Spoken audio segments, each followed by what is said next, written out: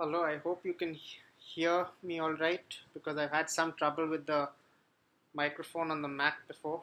Uh, what I'd like to do today is speak briefly, if possible, about an issue which I believe requires some addressal.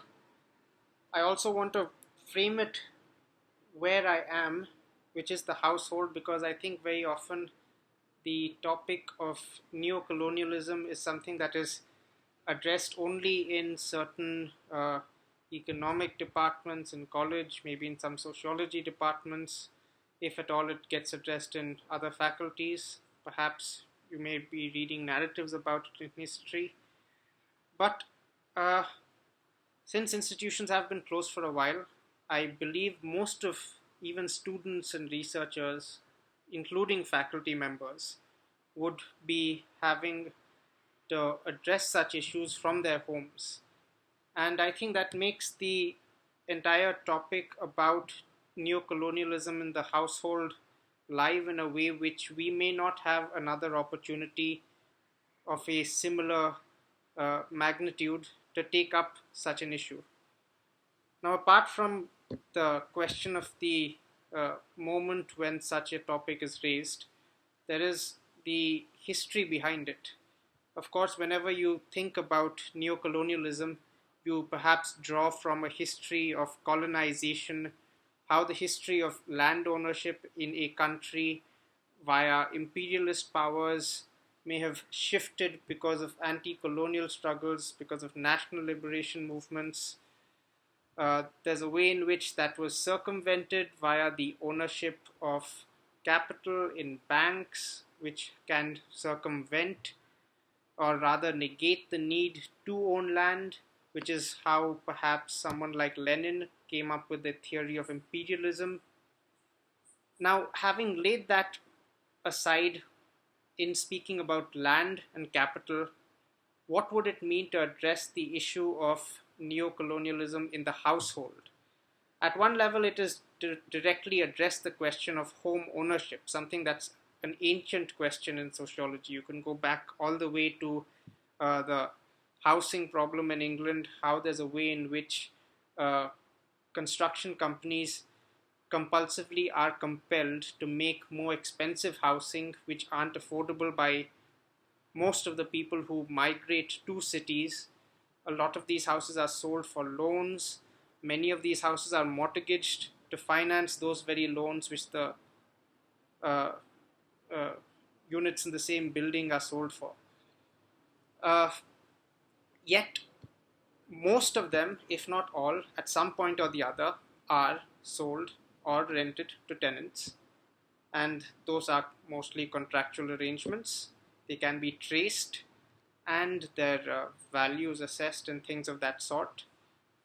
Now, there are, of course, many of us who don't own homes. We may be living in hostels, we may be living with our parents, we may be living courtesy accommodation provided via an institution, be it a training academy, be it a college or university. It may be a traveler's hostel for all I know. Uh, but neocolonialism cannot end, or rather, it cannot basically touch upon home ownership as an issue and then still, in some ways, think of itself as speaking to questions regarding colonization. I mean, a person could, for example, make a payment on a house and lock it up and never use it, in which case it's basically an asset or a resource or a liability, depending on how you think about it. There's a way in which the question of neocolonialism can only be broached when someone is living in that place, a home.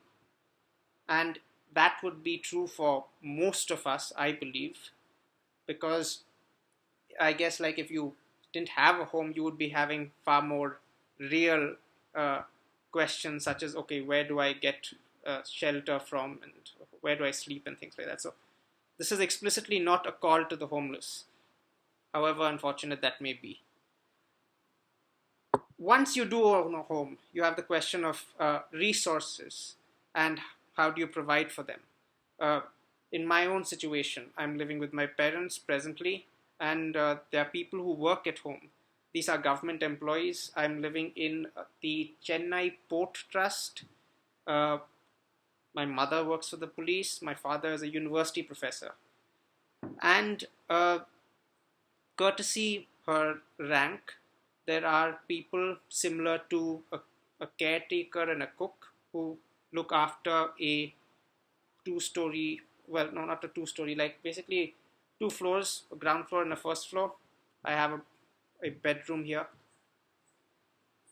So, in a sense, there's a way in which a household prescribes forms of behavior, certain kinds of conduct which is expected, which is not expected. This gets inflected in certain ways when there is, of course, government accommodation which is being spoken about.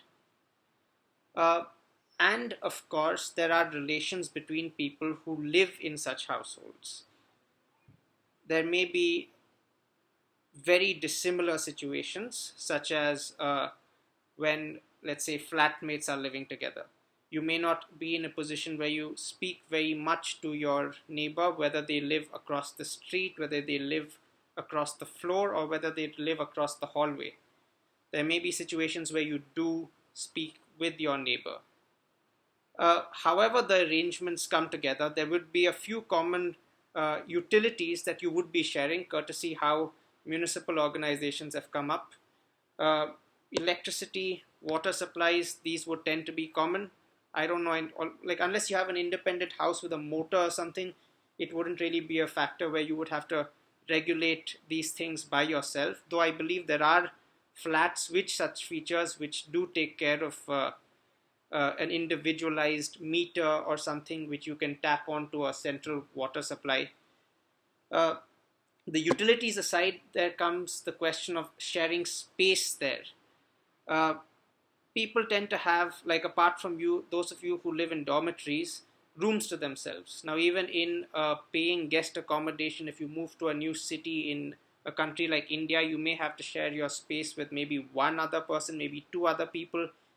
If it's a large enough place, you could think about maybe a few more, but then I think there are some sorts of regulations on things like these. Uh, the extent to which, how far they are followed, may be another question. Uh, However, like even if you were to be in a completely new place, there are a few customs which are in many ways contractually binding upon tenants and landlords and landladies and so on. One is, of course, a rent act. It regulates the extent, or rather the amount of rent that a tenant is going to be paying a landlord in a given city. I think it's individualized by cities in India. I was vaguely familiar with the Delhi Rent Act, and there's a certain breakup regarding how the rent is calculated depending on the uh, price at which the houses in the area are being bought or leased on, and a percentage of the uh, value divided by 12, which would be what the calculation it would. Uh, I think one third of the value divided by 12 would be the upper limit or something similar to that. If there are any lawyers who are listening to this, you can look up the contract, you'll find the relevant paperwork.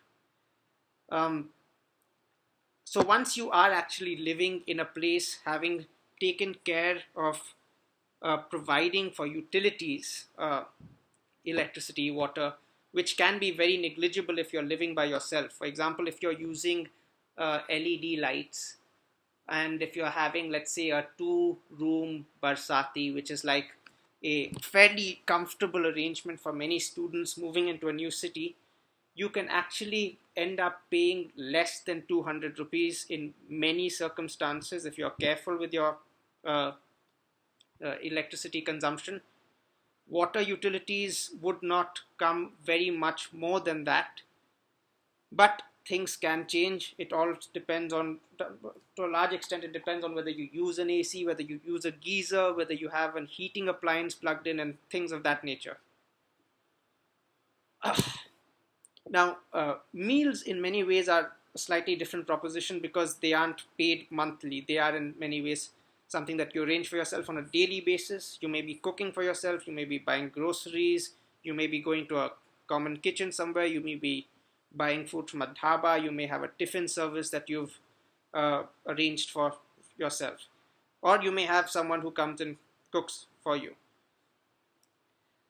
And I guess relations between people in a household become tangible when they share some common customs of some nature. Within a family, very often it is eating together, and you can imagine the uh, narrative of people encouraging families to eat together, to share what it is that they've done in a day, and things of that sort. Now, how far it is possible to tell someone else, even if they are a family member, about what it is that you may be going through, or what you may be doing for a living, or what your day at school was like, whatever it may be, is of course limited by circumstances which are not entirely in your control. You may be bound by a non-disclosure agreement with your with your employer. You may have inhibitions in approaching your parents or your spouse, significant other, friends, colleagues, batchmates, whatever, regarding some issues that you wouldn't simply want to share with them for whatever uh, reason, valid or invalid.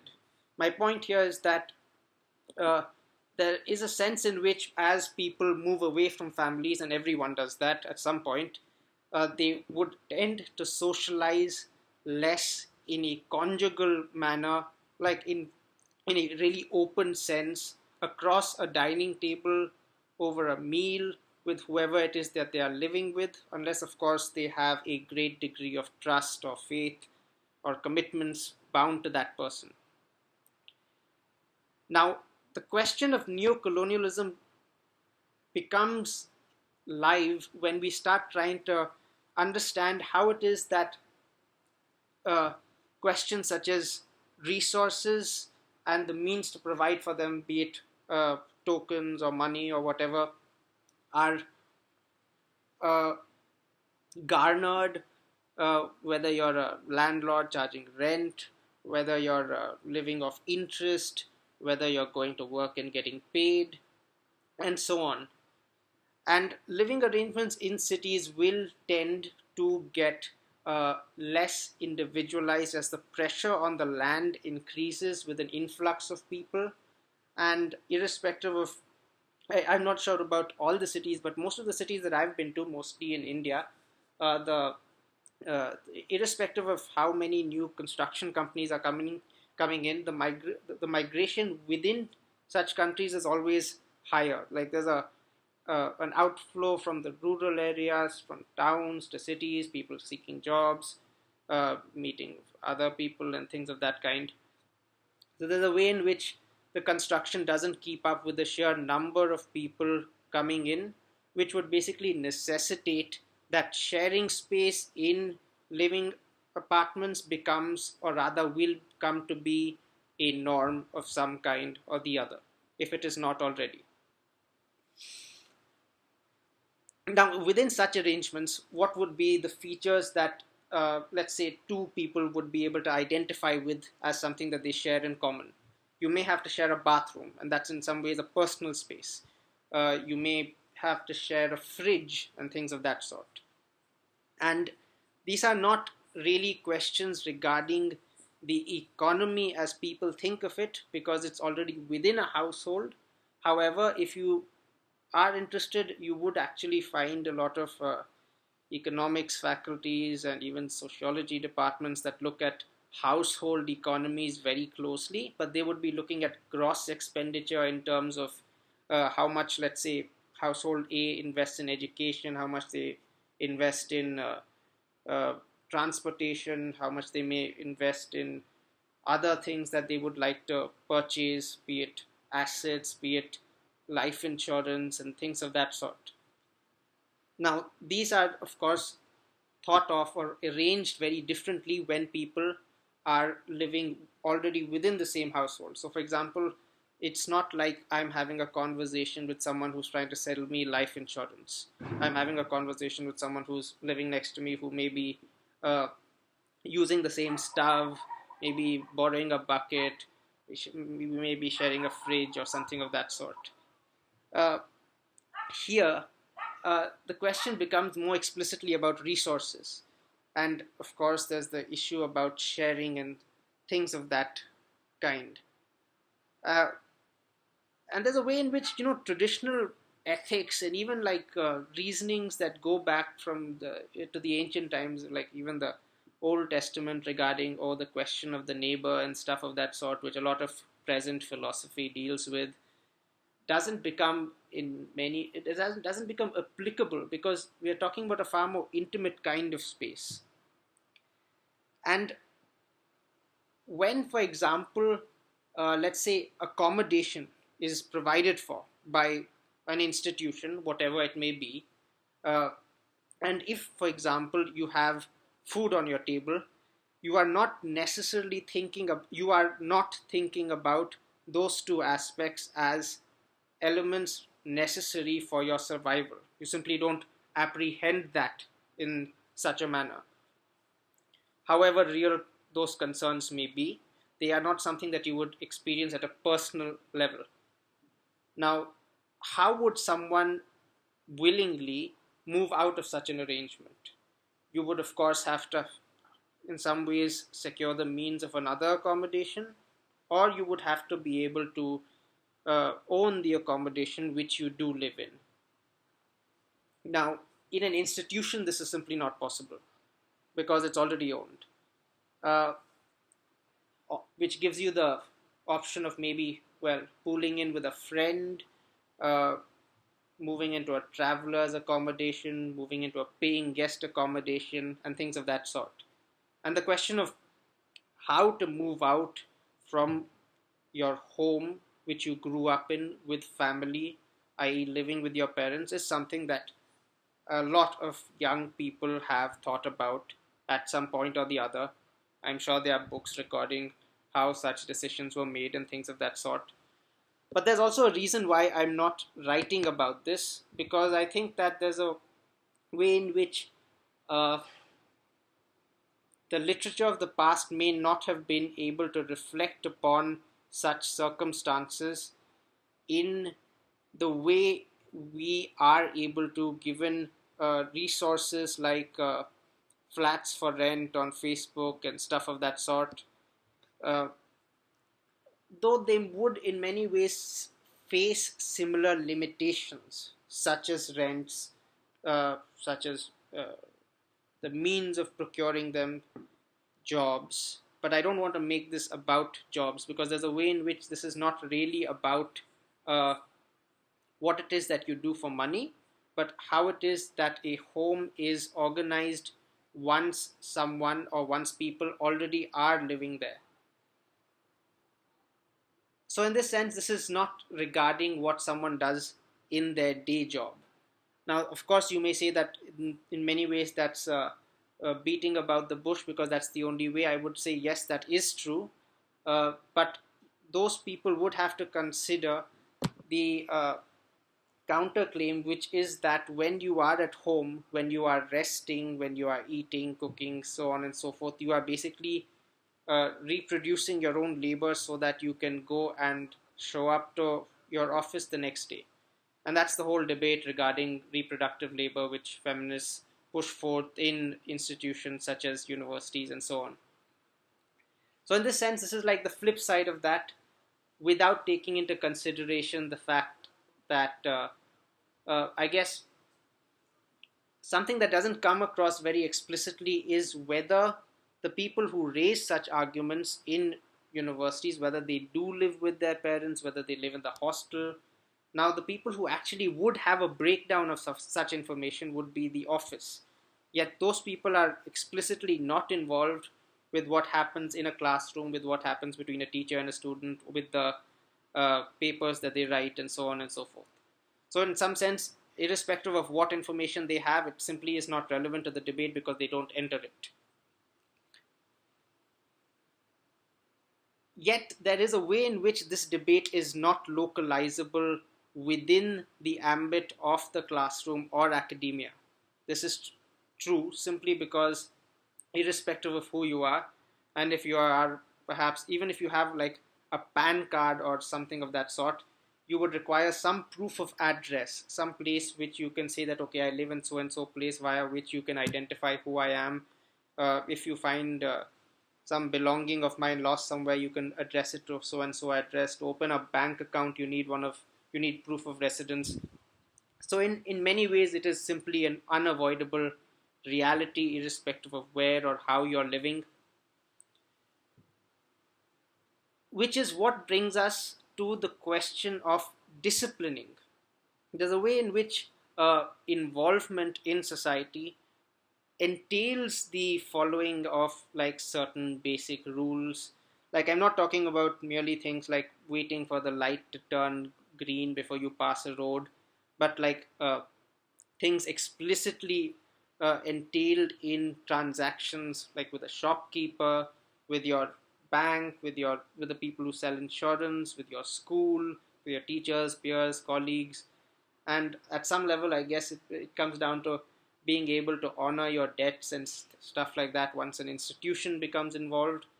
uh, and that may be thought of as a form of disciplining, uh, which most of society does adhere to.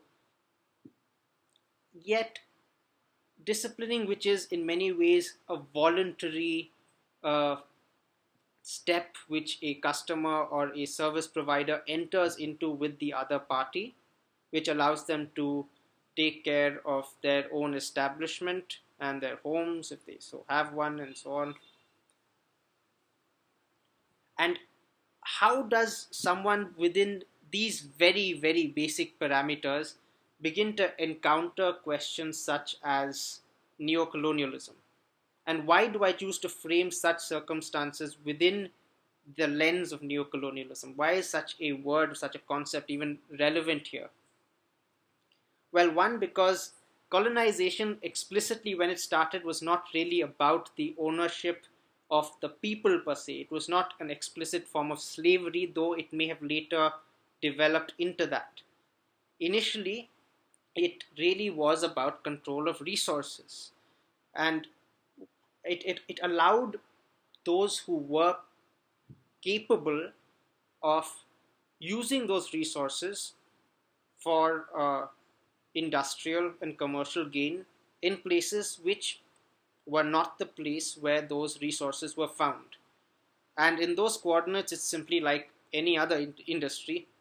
I mean, the place where coal is mined is not the place where coal is sold, simply because the economy can't be organized that way. There is a difference between the procurement, the manufacturing, the refinement, the transportation, the marketing, and the ultimate sale and destination of any given product across any assembly line anywhere. And there is a way in which the home is not like that. The home, in many ways, is a site which takes for granted either the presence or the absence of resources. In that sense, it becomes a place which you either provide to, and of course, it is always a place, if it is a home, that you subsist on.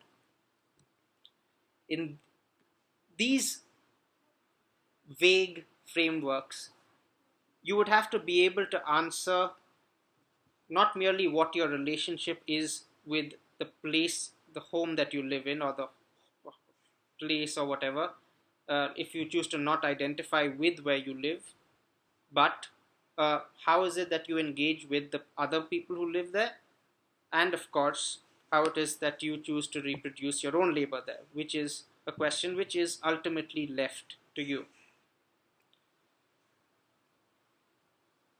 It is really not possible to think of this question in isolation. Why? Because homes don't exist in isolation. They simply wouldn't run in isolation. They exist in relation to other households, and there's a way in which neighborhoods have a way of organizing what they would like to welcome, what they would not like to welcome. There may be young children in a neighborhood, which may make it unseemly for certain kinds of commercial establishments. Like you wouldn't want to have, like, I don't know, a gun shop adjacent to a school just for like very simple, uh, like municipal civil reasons and things of that nature. Similarly, you wouldn't want to have a playground next to a factory because of obvious reasons regarding the health of people there. Uh, and if you have something like an assembly plant, you would require ways in which to dispose of uh, waste and to, in many ways, provide for the people who pop up there. So these are considerations which cannot be taken up by homes alone, because these are decisions which do not bind a single home, but in many ways a locality, a neighborhood, territory. Uh, I guess like you would have very different ways in which you categorize these units in other places. In India, you have mandals and districts and so on and so forth. But these are, of course, merely names, and how precisely it is done would be uh, different in other places. And there would be multiple forms of organization in the same place, irrespective of where you are. The control of resources within such parameters is analyzable only via a study of the economy. Yet, what happens within the home in many ways is supposed to have been an uneconomic sphere, in as much as relations within such a space are not bound by a transactional logic. Thinking these two uh, domains has been, or rather, thinking their relation has been what a lot of sociologists have tried to do for a long time. And while there may be n number of specializations and narratives and fact finding teams studying happenings and industry reports, how you basically marry these two together will determine whatever picture of, or rather, whatever sense of worldview you come to have regarding your discipline, regarding your outlook on concerns which matter, and so on and so forth. Now, within such circumstances, what it is that you require from someone else, if food is already on the table, are basically forms of recreation, such as toys, games, education, and things of that sort,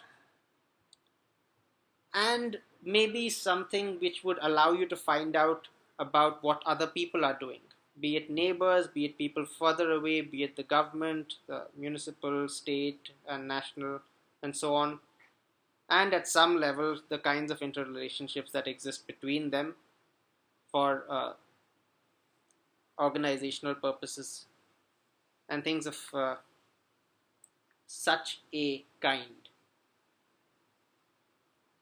Since all of this becomes mediatable, becomes communicable only via forms of communication, we become in many ways enmeshed in them. Like we may have habits such as reading the newspaper, checking an app for what's been going on. Maybe some of us subscribe to RSS feeds. Maybe some of us follow blogs. There are n number of sources where you can get the information that it is that you require to go about your life as you so choose to. And even if you don't, you may want to check some of these resources merely to get a sense of what is available, so that you may inform yourself about what it is that you can do, even if you're presently not in a position to. Uh,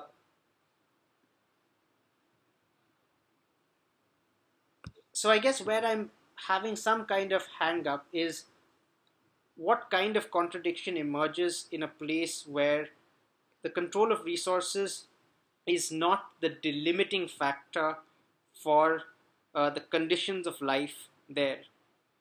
What I mean by this is simply that uh, people are not really dying in the neighborhood, which is not something that we can take for granted, having been through COVID, where there were very many places where very many people lost their lives because of an invisible pandemic. And there may be places which have been able to stay away from such dangers. There's a sense of tentativeness via which places which can already sustain themselves would approach other areas. Why would a place which can, or why would a place which can send kids to school, uh, live comfortably via what it is that they earn, maybe subscribe to a few BuzzFeeds on YouTube or whatever, why would they go to another place? And essentially, you would find that there is no reason that is intrinsic to that place. They may go there for extrinsic reasons, either for forms of education, either for relationships which they would like to create, maybe to meet family, or if they have some sort of uh, venture which requires their presence for another business to be able to coordinate with a team or a faculty or an agency in another place. Within these uh, contours, we have what kinds of movements actually become necessary in a world where you don't really require to be anywhere in person for you to say what it is that you would like to more or less any given person. So what actually requires movements? Well, I guess if someone were to be directly responsible for supervision, which for a long time has been identified by Marxists to be a largely superfluous job, in the sense that it is in many ways de-linked from any essential process of production, that person may or may not be traveling. If there are administrative concerns which require the uh, presence of someone, that person may be called. If there was a responsibility or a liability or a debt or an infraction of some kind, a person may be called to court. These are the broad contours of why I would think of someone being entailed to move to another location within a reasonably peaceful social framework. Exceptions, of course, would exist, such as conditions of war, such as conditions of police deployment in cases of violence, such as uh, visits to uh, neighbors, friends, family, grandparents, holidays basically, and things of that nature. Apart from which, there is really no other compulsions that I can think of that would force people to move beyond their immediate uh, neighborhood, per se. Now, there's a danger which can emerge here, and this is a danger which is not really something that you would find in an institution, because institutions are places which insulate you from it. Why do I say this?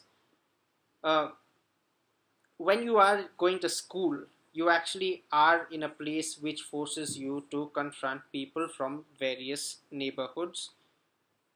The same is true for a job in many ways.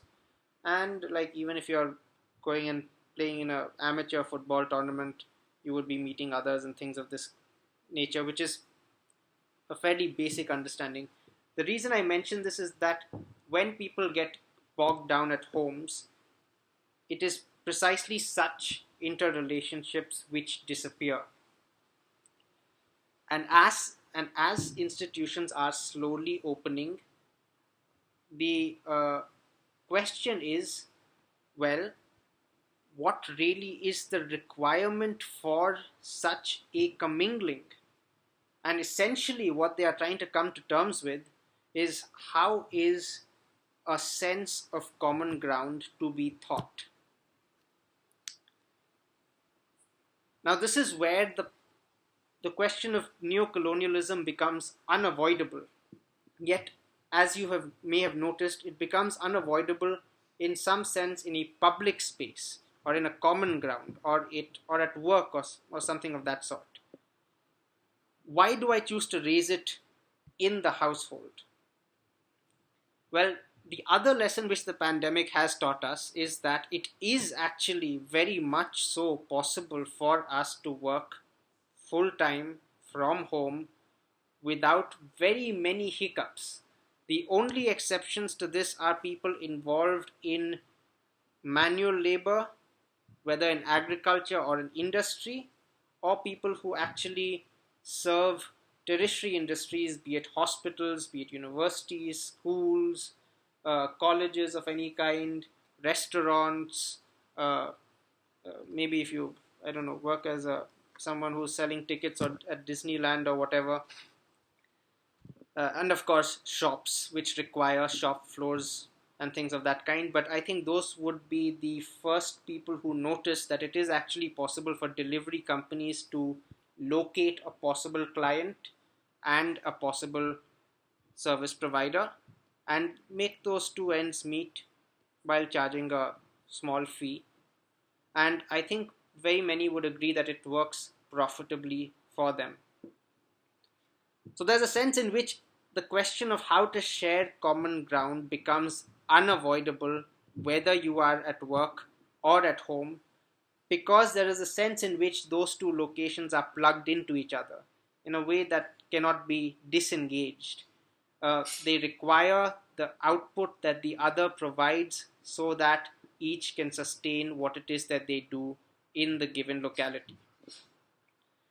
Now, when this becomes some sort of circuit which is straitjacketed, which is ticketed, which has checks and entries regarding how people can move in and out, it becomes less like a neighborhood and more like a territory, in the sense that movements to and fro become questions which are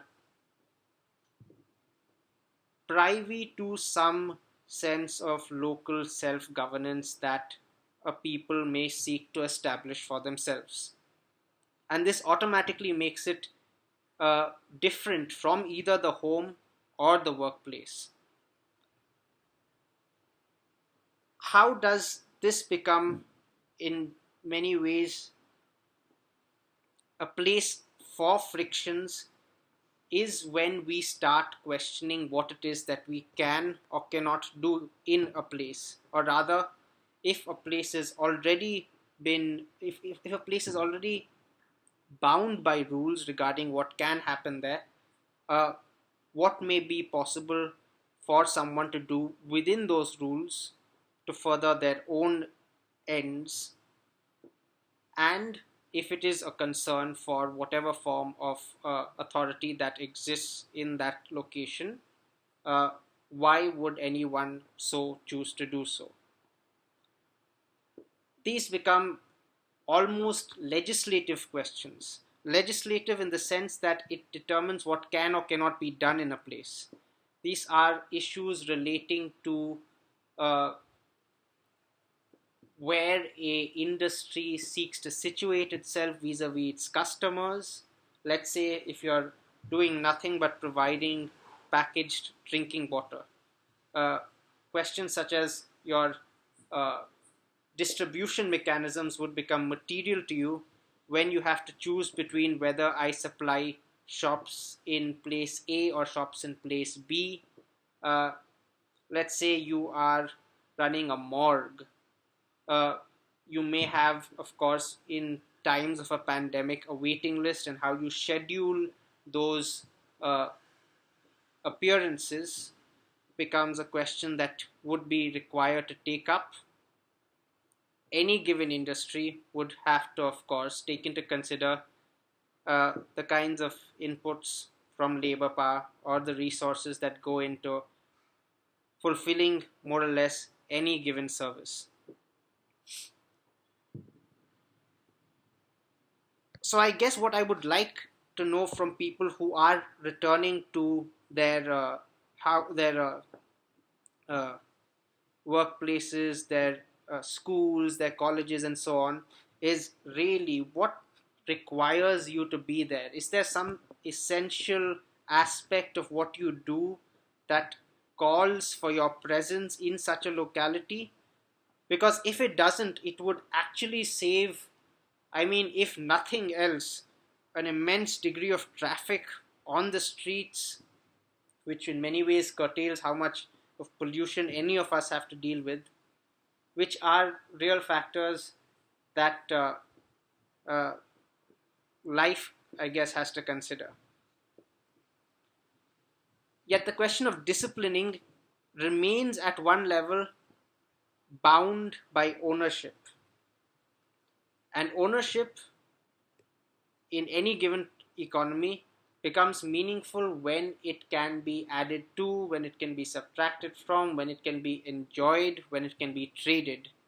In other words, it becomes about how people choose to use the commodities that they come across. So, the first form of disciplining that actually does make its presence felt is not really the question regarding uh, checks and barriers on the uh, flows of populations moving to places and things of that nature. It is regarding what people can do in whatever given place and what they can bring or not bring with them. In this sense, we are talking about some sort of screening mechanism.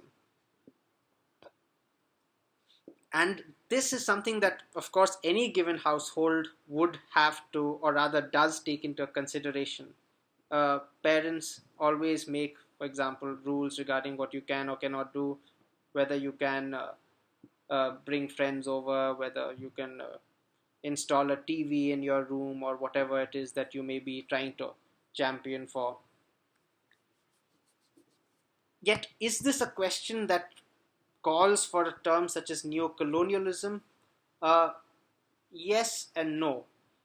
No, in the sense that it is not a question where the sizable majority of a population can be identified as within questions of subjugation, though that is very much a concern that uh, those in some form of managerial or competitive settings or in positions of authority would have to come to terms with, because quite simply everyone is actually looking for a market for their particular goods and services, and no one likes to be said no to regarding where it is that they can pitch their wares or not.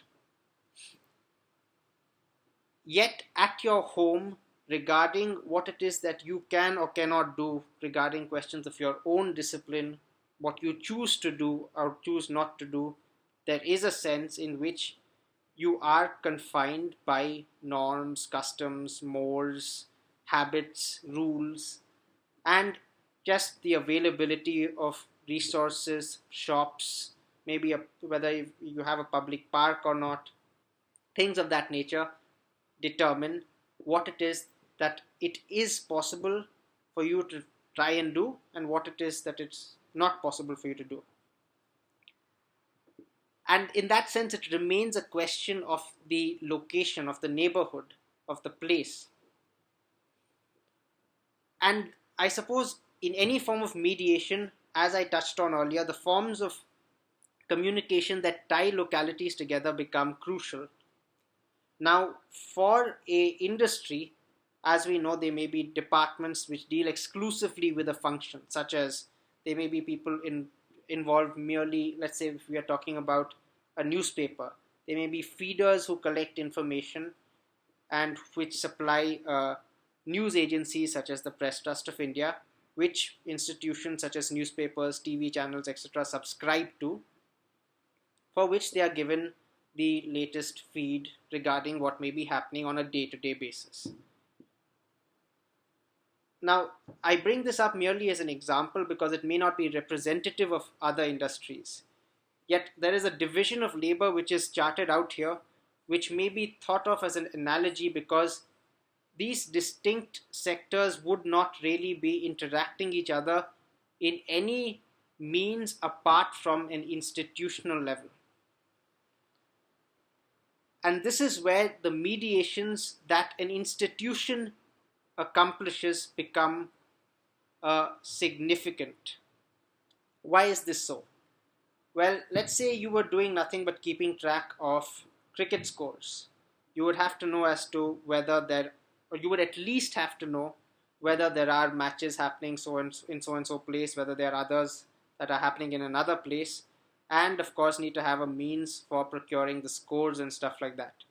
As an analogy, if you were to, for example, be studying something really basic, like uh, how the uh, uh, bus service in a city compares to a bus service in another city, you would at least have to collect data from two municipal uh, uh, organizations. That's when it becomes, in some ways, a comparison. And there is no form of decision making which we make which does not entail some form of comparison. It's always a question of, okay, why would I do this? What is it in it for me? And why would I choose not to do the n number of other things that I could be doing in such a circumstance? It is within these coordinates that the question of neocolonialism becomes live, for it is a question regarding what, not merely in industry, because there may not be an industry in many given places, rather, how would a market for a given service or a good emerge? And there's only one way in which people can find out. Nobody really launches uh, an absolutely novel product without any sense of what it is that may be happening in a certain territory or a market which they imagine to be a place where they would like to perhaps uh, work in. And the people who perhaps would be most attuned to this are those who study migrations. Migrations, of course, are contingent on opportunities. And in any movement away from any place, be it home or otherwise, these are questions that you would be considering. Uh, let's say you were to be applying for some of these opportunities. Let's say you're applying to deliver newspapers or maybe milk bottles or stock a shop from a warehouse or n number of other jobs that are just simply required for a society to be able to reproduce itself. Uh, what are the means via which these applications are accepted and screened? When these become questions that are publicly discussable, we are in a place where questions such as criterias become the matter of debate. Now, that is something that had been traditionally accomplished via uh, meetings in common halls, uh, institutions, uh, between a student faculty committee. There are also independent mechanisms via which such decisions are audited. Journals, for instance, may perhaps trace what a discipline, or rather how a discipline is developing in an institution, and compare it to the kinds of questions that the same discipline or another discipline by the same name may be raising in another institution. And these become live when we understand what a place, in some senses, requires for the people who do come there. And in this sense, there is a voluntary spirit which is what the understanding of the requirements of any given place depends on. Like, no one would actually really know what you require if you cannot raise it up in some manner as a demand. And this is what I would mark down as the defining criteria for how any given movement or a struggle or a protest or just a demand really is raised uh, between two people sharing a transaction, conversation, and so on and so forth. Now, families used to be able to do this in many ways. People would go to work in the morning, come back in the evening, maybe the children would go to school and come back and they would share what it is that they did with each other. Uh, Yet, when they find, or rather, when people find that they are not able to do so, it makes them suspicious regarding what can and cannot be shared. And this is the worst possible circumstance for an economy for sure, but for society in general. One, because it leads to less understanding between people, and whenever that's the case, they would have an inadequate sense of what it is that is required or not required, wherever it is that they may be. So the question becomes, in many ways, what is a platform which provides an individual adequate representation to raise demands? Uh, Here is where I think forums become live in a way that simply cannot be replicated by many given places. Why? Let's say I have an issue with a given product. Let's say like this water bottle, maybe its cap isn't fitting out very well. Now I can file a complaint with the people who made it. They may tell me that there was some issue with the transportation, it might have fallen down. I could maybe even take it up with the people who designed it, saying that there's some design flaw, and I can be told that, oh, this is a one-off incident and so on and so forth. How would you find out that something is not a one-off incident? Only when there's a record of it. This is why a registry becomes important. A registry which perhaps can be assemblable in a forum, or which already is in place amongst the many forums that are out there, such as ratings on Amazon, on Google, provide you updates regarding what customers think of any given product that is on a shelf and is moving in any given place, which has been bought or purchased via any of such platforms. In this sense, it's a good record of what the experience and apprehension of a product or service can or could be. This, I think, needs to be drawn on. I mean, it would be a far more useful endeavor for anyone in the faculties of the economics or sociology or business or whatever to maybe look at some of these forms of archives, if I may call them that, rather than sending a new fact-finding team for every given search just to see if there's been an update on what has been the findings of the last fact-finding team. It would save an immense amount of time, labor, and resources. Yet, if we do find that such tendencies do recurrently take place, if there are professions which cannot really chart out what they do to provide a good or service which they believe ought to be done, then I think the question of the job itself is at stake. Why is such a position instated in society? Why would a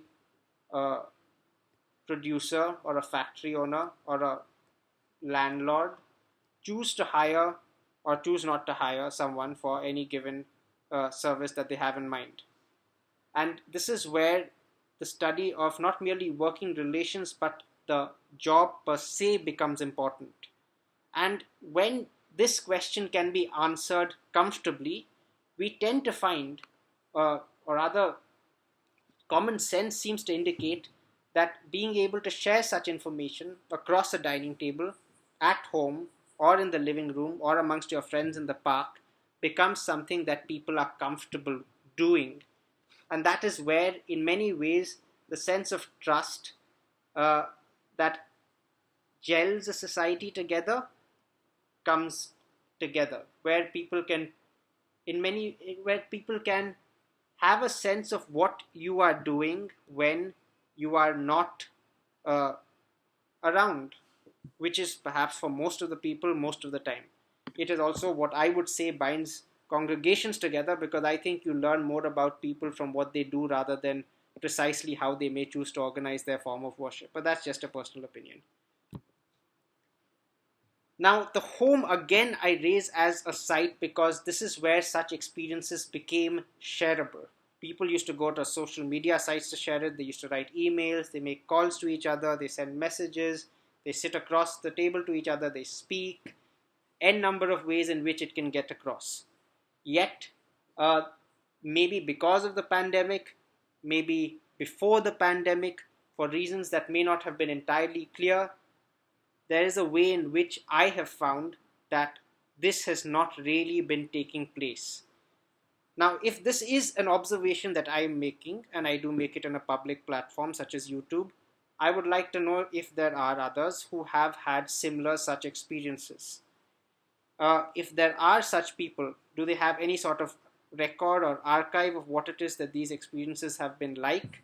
Are they willing to share it with others, to people who may be interested in such developments, anthropologists? I mean, I'm sure a lot of these people would be school going children in any case, if they are families. Uh, and I think it becomes relevant for the relevant institutions to be able to look into such questions if there is a frisson along such lines, which is what my contention is. Uh, Now, I don't want to wax much longer regarding what it is that I have been trying to raise. And in many ways, I'm sure I have not been able to grasp or touch on many issues which are of very significant concern to most of you. And if you do believe that any of them are relevant to what I have tried to raise here today, I would welcome any comments that you leave underneath on in the comment section. And if we can make anything out of it, perhaps that would be the first step forward. Thank you for your patience and good evening. Bye bye.